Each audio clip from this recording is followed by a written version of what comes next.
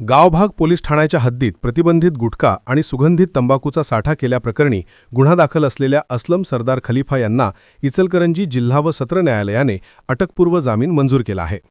Advocate लाझिम Dastagir Mujawar यांनी केलेला युक्तिवाद न्यायालयाने ग्राह्य धरला. इचलकरंजीतील शहापूर रोड इंदिरानगर येथील MH51 नावाच्या पानपट्टीमध्ये मोठ्या प्रमाणात प्रतिबंधित अन्नपदार्थांचा साठा असल्याची माहिती गावभाग पोलिसांना मिळाली होती.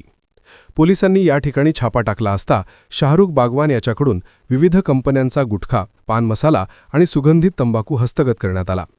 प्राथमिक चौकशीत या पानपट्टीचा मालक असलम खलिफा असून त्याच्या सांगण्यावरूनच हा साठा केल्याचे समोर आले होते. यावरून पोलिसांनी असलम खलिफा यांच्याविरुद्ध भारतीय न्याय संहितेच्या विविध कलमान्वये गंभीर गुन्हा दाखल केला होता. अटक टाळण्यासाठी असलम खलिफा यांनी ॲडव्होकेट लाझिम दस्तगीर मुजावर आणि ॲडव्होकेट अजय मांढरे यांच्यामार्फत न्यायालयात अटकपूर्व जामीन अर्ज दाखल केला.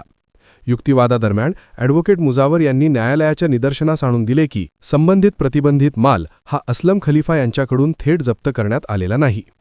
खलिफा यांनी स्वतःच्या फायद्यासाठी हा साठा केल्याचा कोणताही ठोस पुरावा पोलिसांनी सादर केलेला नाही. अर्जदाराने कोणतेही बेकायदेशीर कृत्य केलेले नसल्याने त्यांच्या अटकेची आवश्यकता नाही. दोन्ही बाजूंचा युक्तिवाद ऐकल्यानंतर न्यायालयाने असलम खलिफा यांना सशर्त अटकपूर्व जामीन मंजूर केला.